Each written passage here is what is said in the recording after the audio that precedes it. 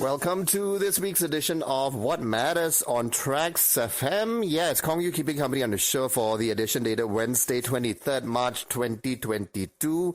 And today we're getting the lowdown, the details, the updates on, unfortunately, the subject of what's trending. Commercial crime in Malaysia, unfortunately, right? But here to give us details, facts, as well as important advice on how we should best manage and protect ourselves from commercial crime, yeah? I have the privilege to be speaking to DCP Dato Sasikala Devi Subramaniam, who is the Deputy Director of Investigation from the Commercial Crime Investigation Department, CCID, of our Royal Malaysia Police. So this is going to be an exciting segment. We've got Dato herself in the studios. Thank you so much for coming in, Dato. We appreciate it. A very good morning. And thank you very much, Mr. Kong, for once again the invitation to TRAXXfm to talk about commercial crime. That's right. The previous conversation we had was over some MCO period, right, in the past 1 or 2 years. Yeah, so we had a very good session then, and now we're speaking live in person, so that's wonderful, right? Thank you so much for taking time out today. You're most welcome. Right, and speaking of taking time out, just a quick little plug here that we are also live on Facebook now, so if you have a question for Dato, or if you have a comment, if you'd like to join in our discussion today, our Facebook live session has gone on live now. That's the best way to get in touch with us, to drop a comment or a question in the comment section, yeah? So join us at TRAXXfm Official, yeah?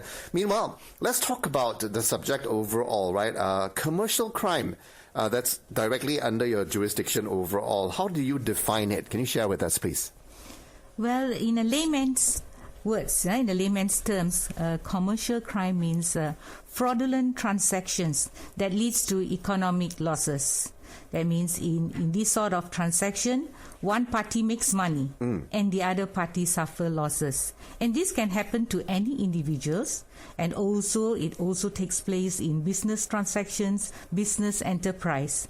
So basically, one would have suffered losses due to some misrepresentations by another party, which have lured him or induced him to part with his money or his property.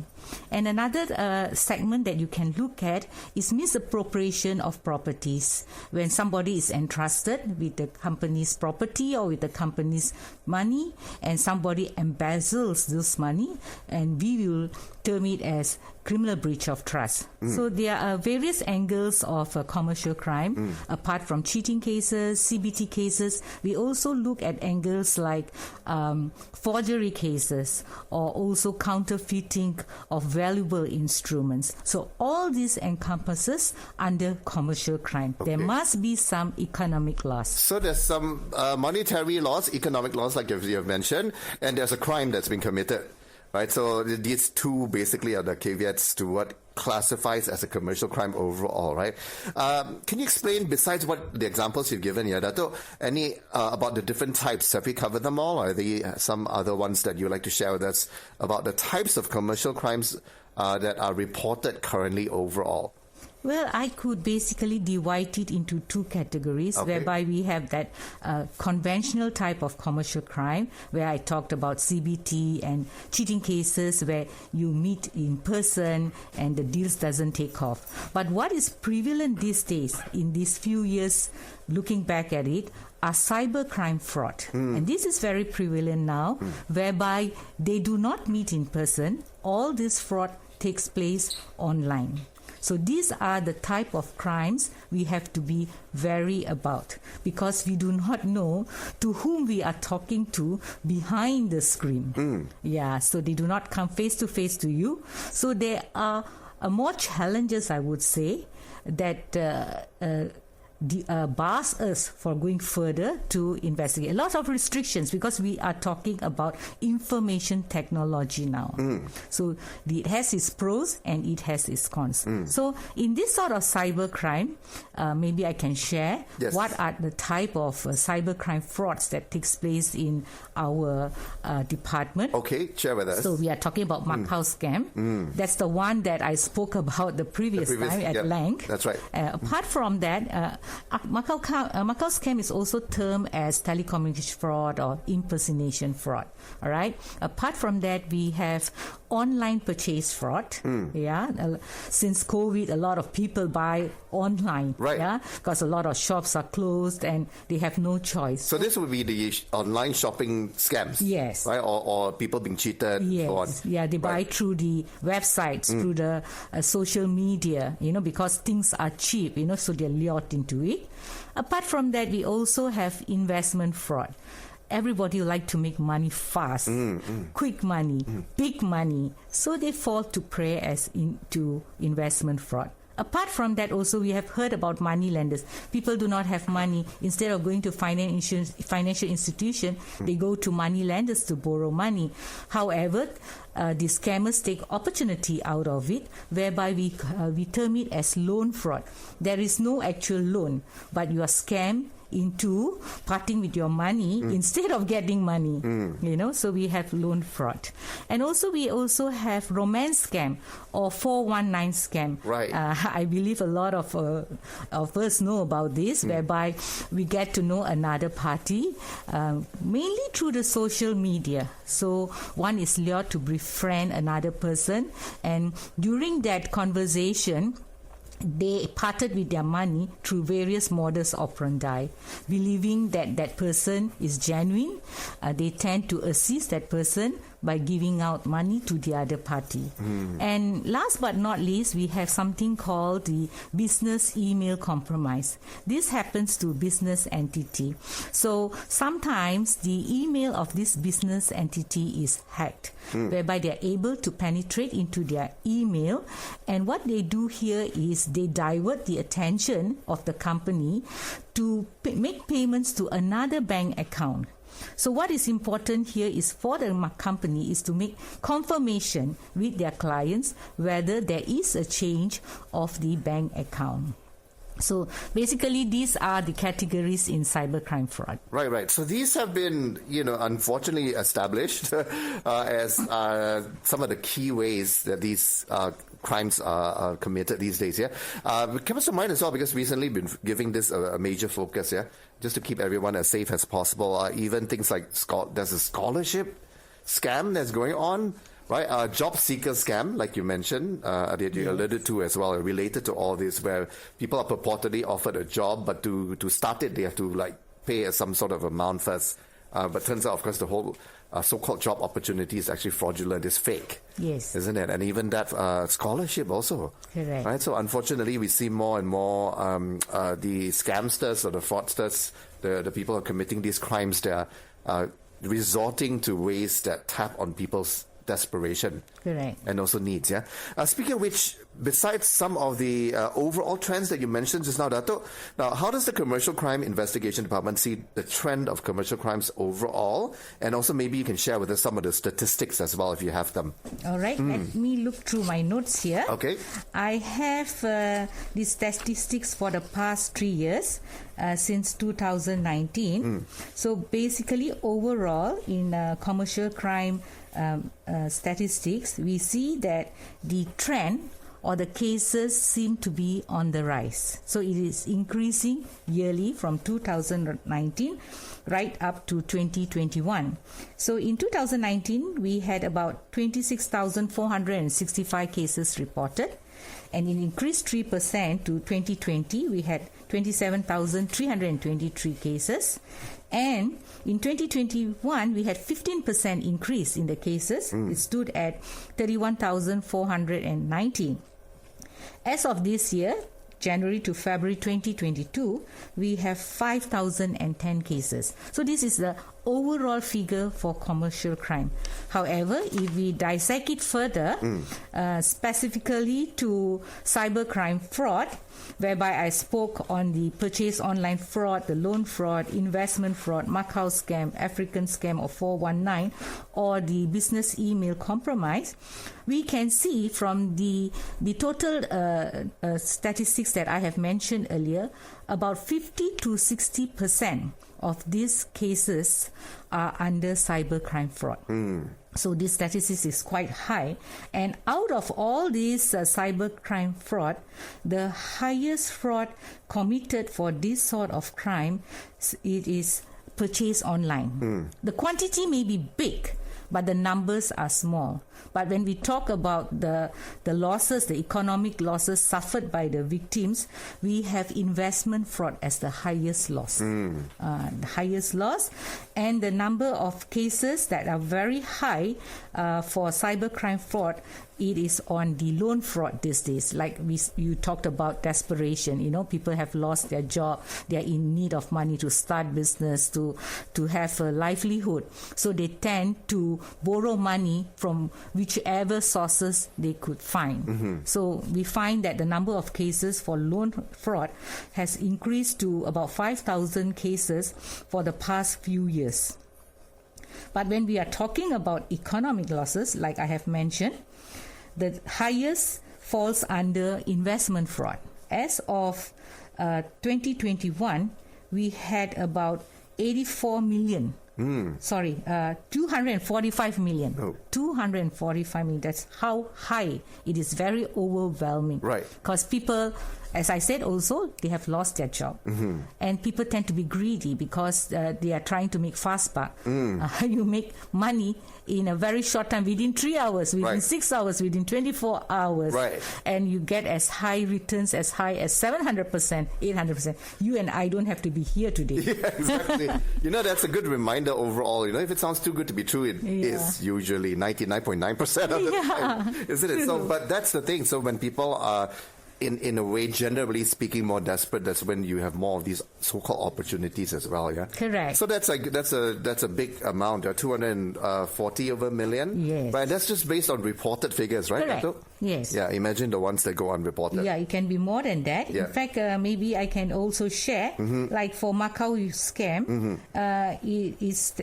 the staggering figure is at 84 million. And normally, when you talk about Macau scam, the most of the victims come from the senior groups. Yeah, those who are at the time of retirement, they have lost they are robbed off of their retirement fund. Their whole life savings is gone. And this is actually very worrisome for us because you are at a stage of life where you are not able to reap such savings anymore.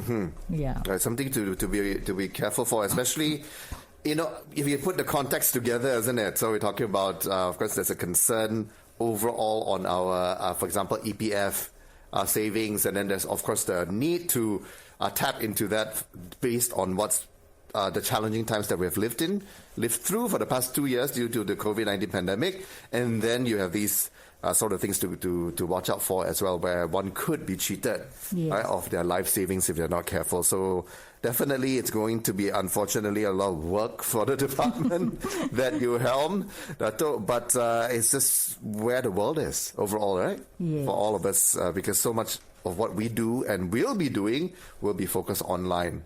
Right, and on the cyberspace these days, yeah. So we're going to take a very short break, Dato, right? And everyone who is with us over the airwaves and also on Facebook, we'll be back in under 30 seconds. More to come right here on What Matters. So stick around and stay tuned.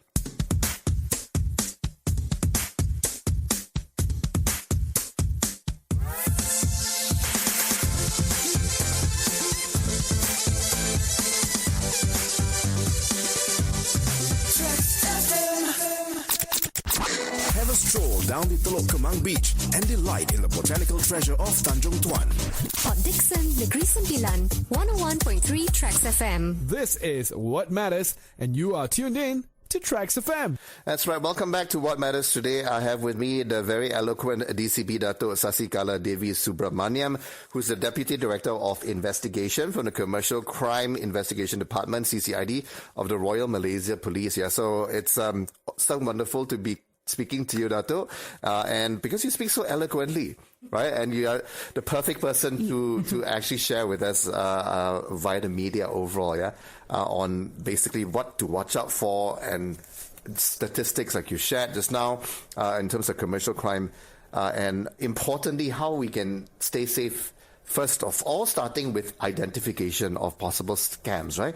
I know it's a very broad topic, but generally, if you could summarize for us, as scammers are getting more creative and bold these days, due to what they see as more vulnerability overall, amongst the public. Is there any way we can tell that we can use? What's your advice in terms of identifying scams, sniffing out fraudsters, and so on? Okay, but for today, I probably would like to touch on all types of cybercrime fraud because the last time I spoke quite lengthy on the Macau scam, but I will touch on it today as well. Okay. Actually, it's very simple, Ko. Because there's a lot of campaign that has been going on, That's right. and as I mentioned, all these are online fraud.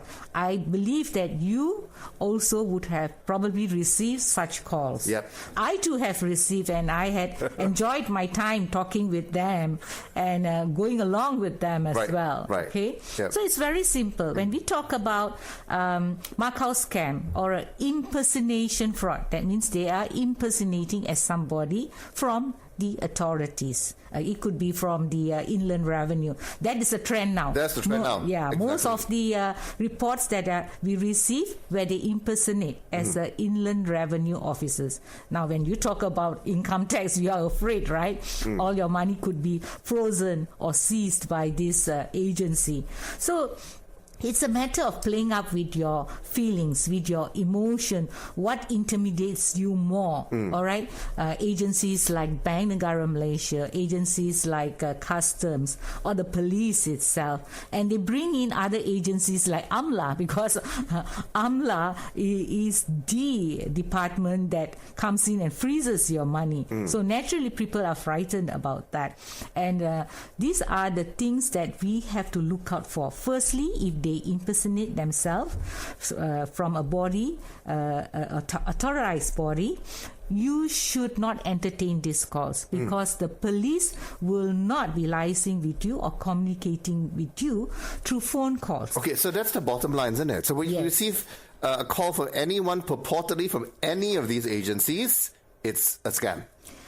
Purportedly asking you details on your personal details. Via the phone. Yeah, via the phone. Probably they would ask you for your IC.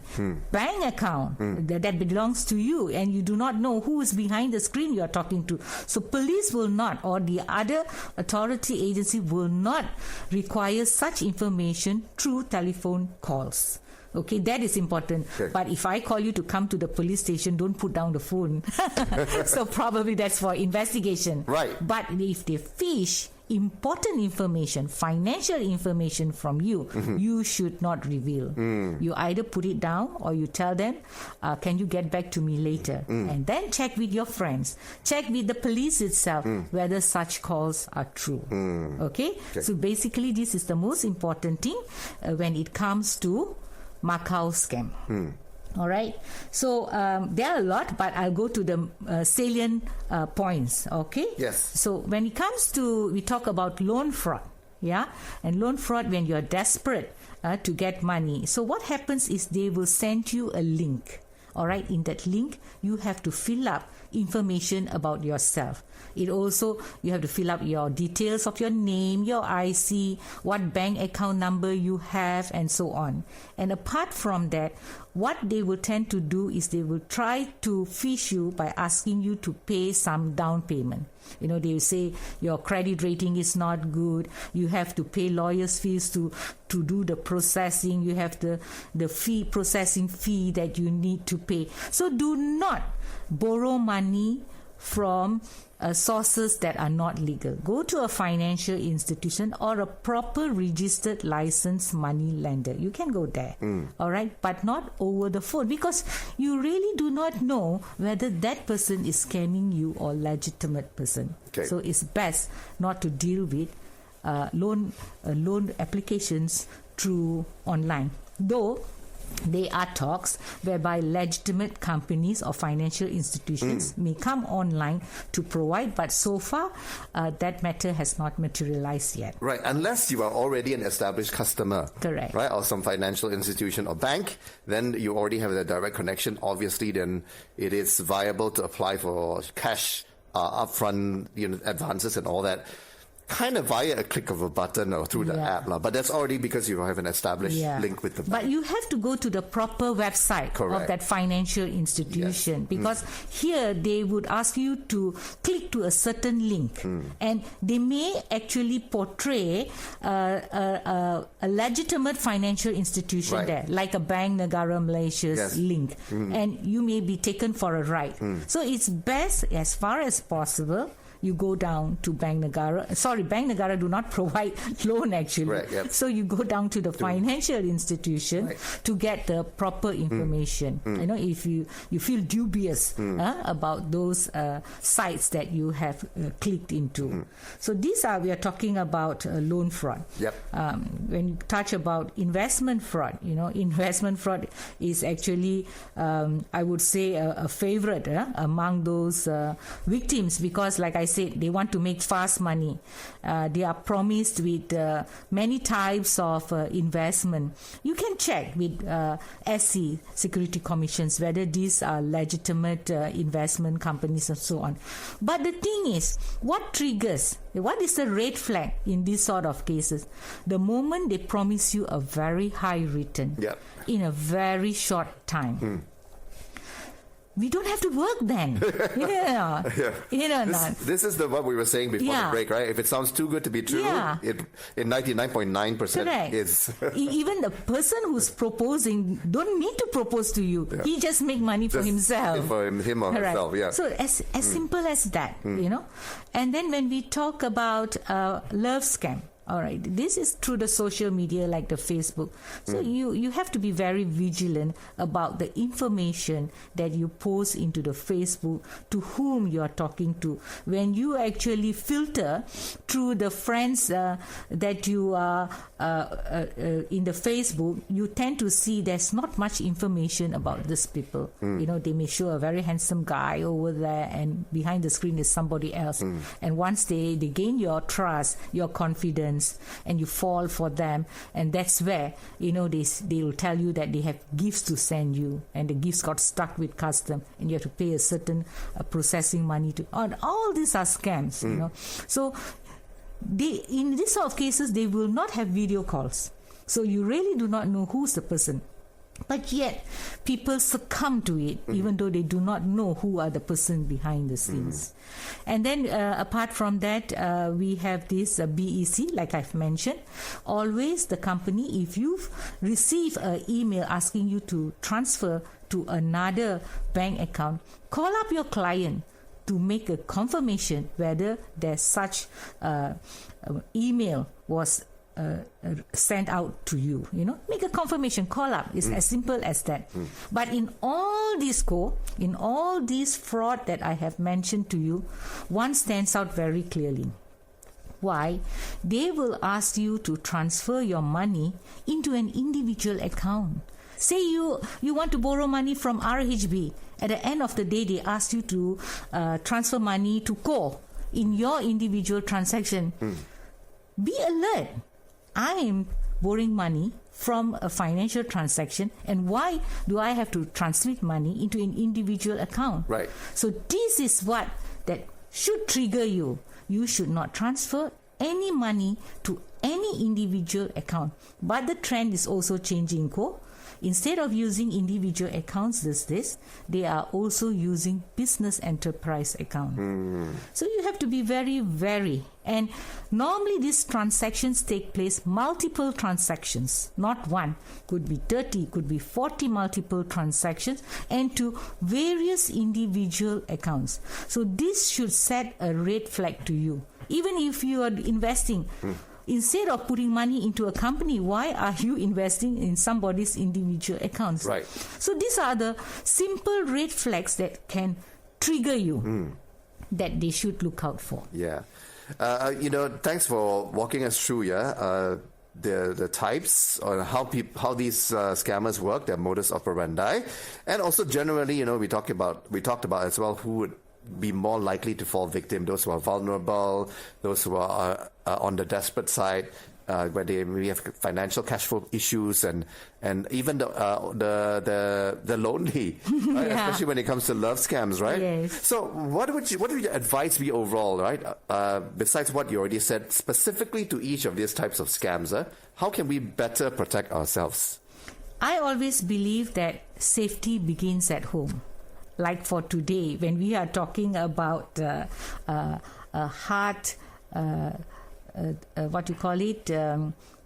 programs like this. People may not be interested to listen. If you're talking about shopping or giving away freebies, everybody is very tuned in to listen. Correct, yes. But many of them here may just switch off once they want to hear programs like this, which they believe things may not happen to them. Correct? So for me, I believe that safety begins from home. I hope viewers are there with me and they should spread this message to their siblings, to their family members, that this sort of scam is true and it can happen to you and to me. So this is the first thing that they should start off. Safety begins from home. So once this is made known, they become a more conscious, a more vigilant individual. So they are aware, these are the things. You cannot be too trusting on anything that is on social media. Okay.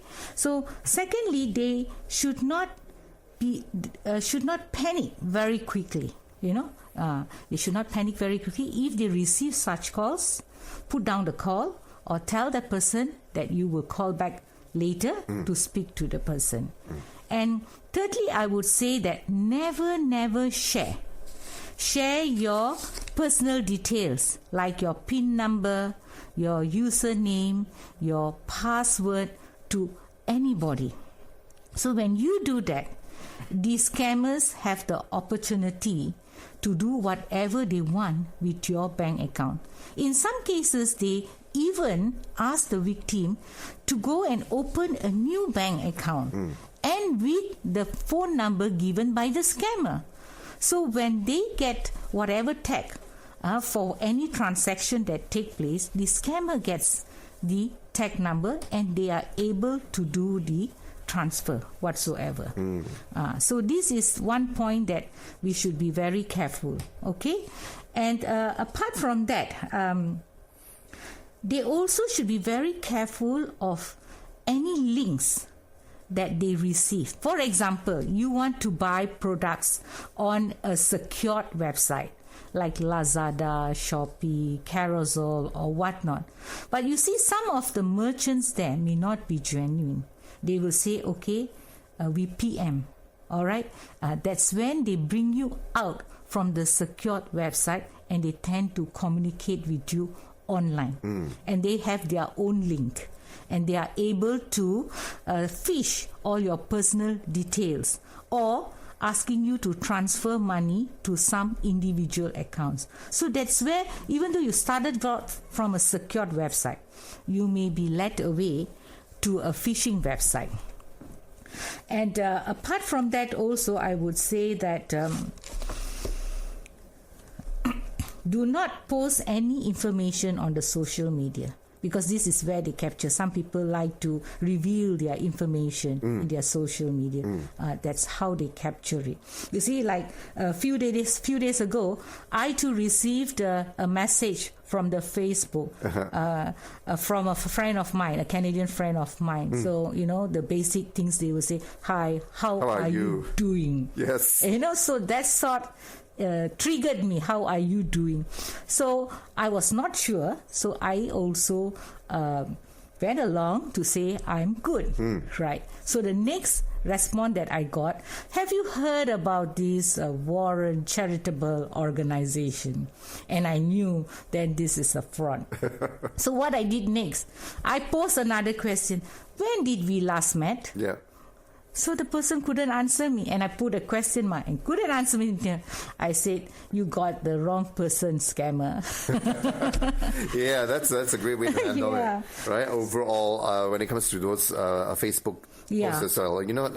I think we all have gotten them somehow. Just be careful because they're invading our personal accounts and things like that as well. Yeah. And one last thing, that I would like to mention here: if any of us do not keep much money on our online, which has internet banking, what you call it, details, internet banking activities. So do not keep much money in that sort of bank account.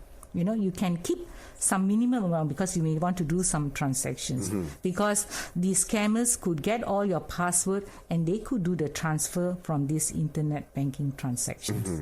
So basically, these are the tips that I could share with the viewers out there.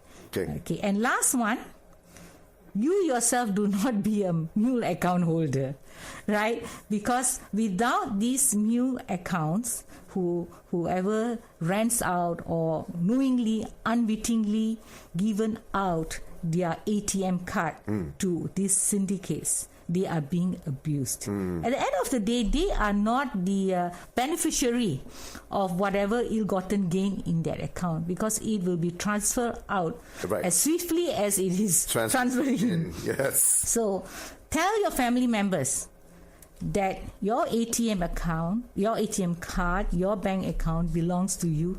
You should never lend it, loan it, rent it out to anybody. You could be my friend of 10 years, but never trust anybody with your ATM card. So if we can stop this, we can stop all the scams. Yeah, because there will be no more meal accounts to use. Yeah, so remember to always be safe rather than sorry overall. Yeah, and importantly, if one feels that he or she is being scammed, what is the advice? What should the person do immediately? Okay, so 2 steps I would say here. Firstly, save this number in your phone now. The first one is the CCID Scam Response Center. The number is 03 2610 1599, and another one is 2610 1559. So it belongs to CCID Scam Response Center, which operates from 8 in the morning right up to 10 at night. So if you receive any calls and you feel dubious about these phone calls, you can call to this response center to get their advice. Whether it's a legitimate call, it's a genuine call. So you are preventing yourself from being a victim. Or if you have just been scammed, you can immediately call this number to get their assistance. We will try to, as far as possible, to assist you.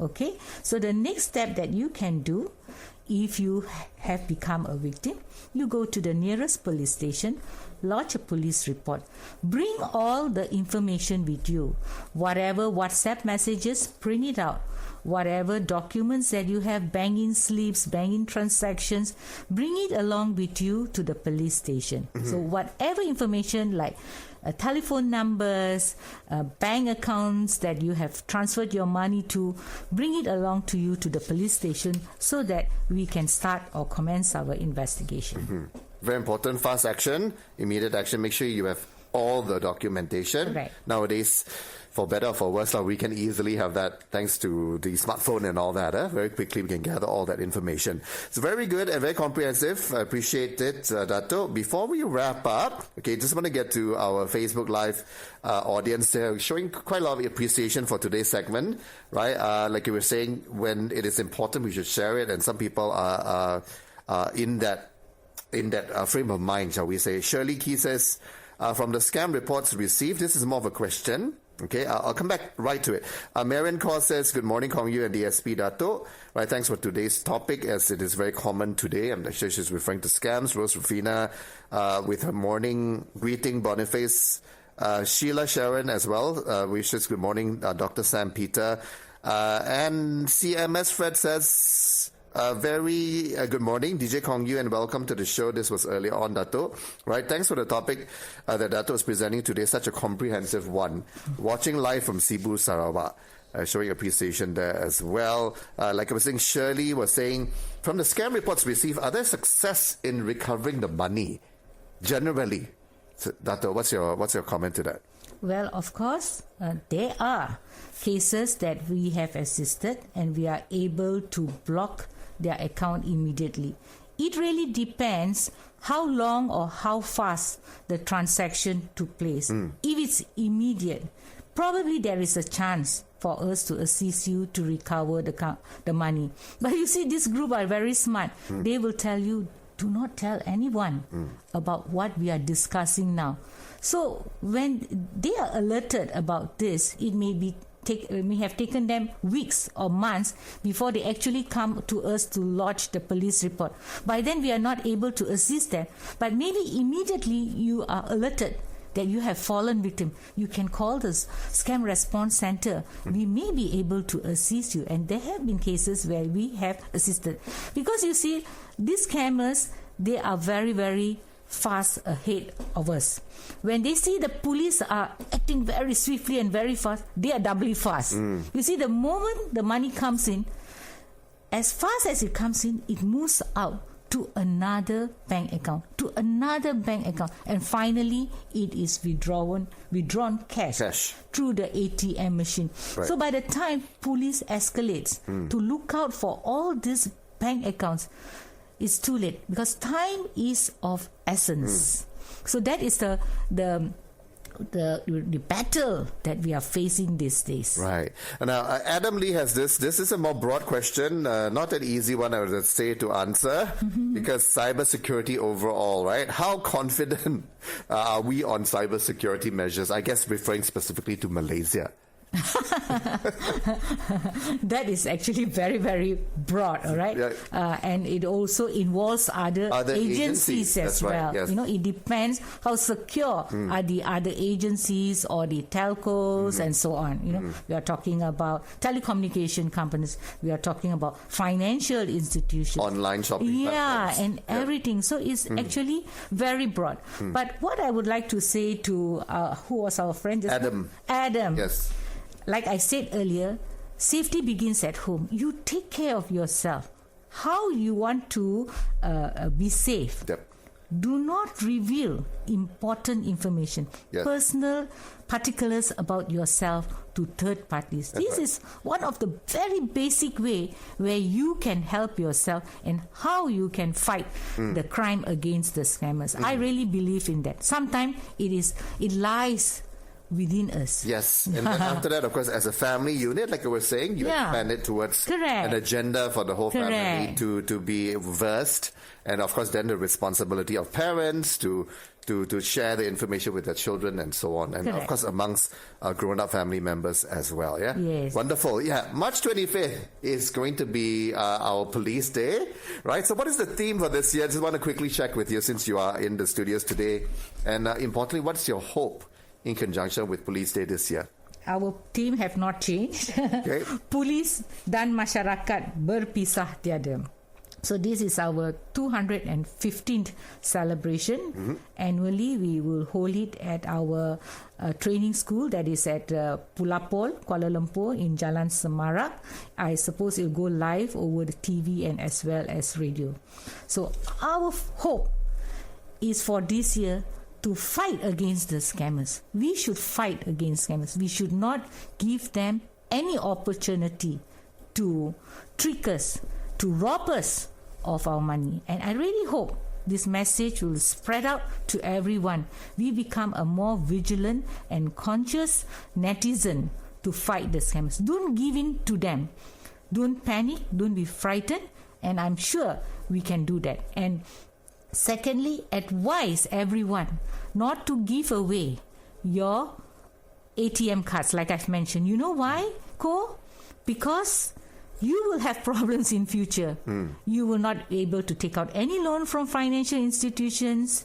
You may not even be able to buy a house or a car because your account will be blacklisted by the bank. Yes. Take care of your account, okay? Your personal account. Very important last message there, yeah? We've got some interesting comments here. Thank you, Welly, as well as Larry Cheng, as well, for commenting. So sorry, we can't get to Welly's last question, right? Because we've run out of time, thanks to the comprehensive details given by our guest today. DCP Dato Sasikala Devi Subramaniam, Deputy Director of Investigation for the Commercial Crime Investigation Department, CCID of Royal Malaysia Police. On behalf of all of us at TRAXXfm, our wonderful listeners and viewers, wishing everyone of the Royal Malaysia Police Happy Police Day in advance. Thank you so much, Dato, for coming in. We appreciate it. Most welcome. My pleasure. Yeah. And thank you so much for keeping with us and right here on Momentum as we wrap up What Matters Today, bringing in the quick news updates in a few minutes right here on TRAXXfm, and after that touching base again for the afternoon 2 hours of the show. My name is Kong Yu. Good morning. Stay tuned. Keep it locked right here on Trax.